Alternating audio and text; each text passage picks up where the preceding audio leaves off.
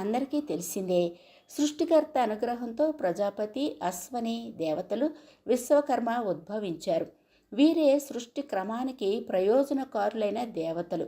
ఇక స్థితికారకుడిగా శ్రీ మహావిష్ణువు కీర్తింపబడుతున్నాడు. స్థితి క్రియలో విష్ణువుతో పాటు ద్వాదశాదిత్యులు, ఇంద్రాది దేవతలు, కుబేరులు, యక్షులు ఉంటారని ధార్మిక స్రష్టలు తెలియచేస్తున్నారు. ఇక లయకారకుడైన పరమేశ్వరుడికి లయ ప్రక్రియలో సహాయకారకులుగా ఉన్నది ఏకాదశ రుద్రులు, రుద్రగణాలు, యమాది గణాలు ఉంటాయని చెబుతున్నారు. ఈ విషయాలను మరింత వివరంగా చర్చిస్తే ముక్కోటి దేవతల జాబితాలో 2 అశ్వని దేవతలు, 8 మంది అష్టవసువులు, 11 మంది ఏకాదశ రుద్రులు, 12 మంది ద్వాదశ ఆదిత్యులు ఉన్నట్టు తెలుస్తోంది. నా సత్య దసరా దస్యుడిగా పిలువబడే అశ్వని దేవతలు వైద్య విజ్ఞాన శాస్త్రాల నిష్ఠాతులుగా, దేవగణాల వైద్య శిఖామణులుగా పేరొందారు. ఇక అష్టవసువులుగా ధరుడు, ధ్రువుడు, సోముడు, అహుడు, అనిలుడు, అగ్ని, ప్రత్యూషుడు, భీష్ముడు పేరు సంతరించుకున్నారు. శంభుడు, పినాకి, గిరీషుడు, స్థానువు, భర్గుడు, శివుడు, సదాశివుడు, హరుడు, శర్వుడు, కపాలి, భవుడు ఏకాదశ రుద్రులుగా పేర్కొనబడ్డారు. ఆర్యముడు, మిత్రుడు, వరుణుడు, అర్కుడు, భగుడు, ఇంద్రుడు, వివస్వంతుడు, పూషుడు, వర్జున్యుడు, త్వష్ట, విష్ణువు, అజుడు ద్వాదశ ఆదిత్యులుగా చెప్పబడ్డారు. వీళ్ళందరినీ కలిపితే 33 మంది దేవతలు. వీరిలో ఒక్కో దేవతను 1,000,000 మంది దేవతలతో సమానంగా భావించి పూజిస్తారు. ఈ కారణంగానే 33 కోట్ల మంది దేవతలని చెబుతారు. ముక్కోటి దేవతల కథ ఇది. కూరగాయల్లో కాకరకాయకు పెద్దలు పెద్దపీట వేస్తారు. కాకర వంటను దైవిక వంటగా పేర్కొంటారు. ఇందుకు సంబంధించి పురాణ కథనాలు చాలా వినిపిస్తాయి.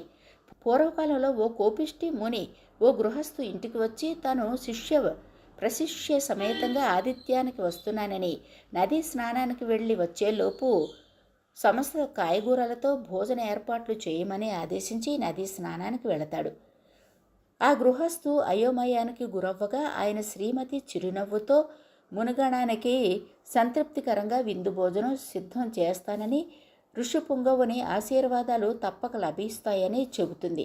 అయితే ఇదేలా సాధ్యమో అర్థం కాక గృహస్థు ఆశ్చర్యానికి గురవుతాడు. మునివర్యులు శిష్య సమేతంగా రావడంతో గృహస్థు విందు భోజనం స్వీకరించడం, దంపతులను ఆశీర్వదించి వరాలసొగడం అన్నీ జరుగుతాయి. ఇదంతా గృహస్థు ఆశ్చర్యం కలిగించగా ఆయన శ్రీమతి శాస్త్రంలోని కూరగాయల ఫలాన్ని, నిగూఢార్థాన్ని తెలియచేసింది.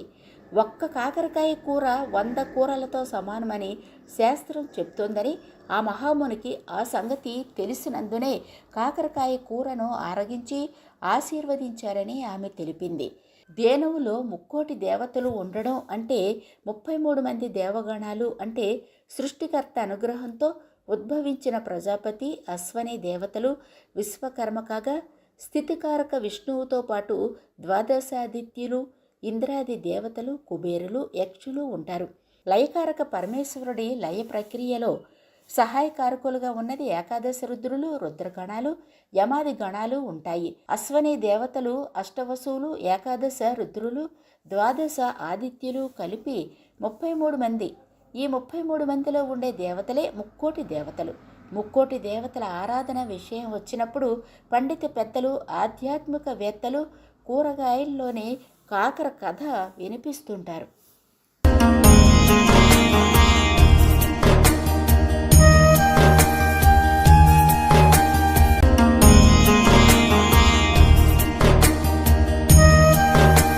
ముక్కోటి ఏకాదశి పర్వదినం నాడు సమస్త దేవగణ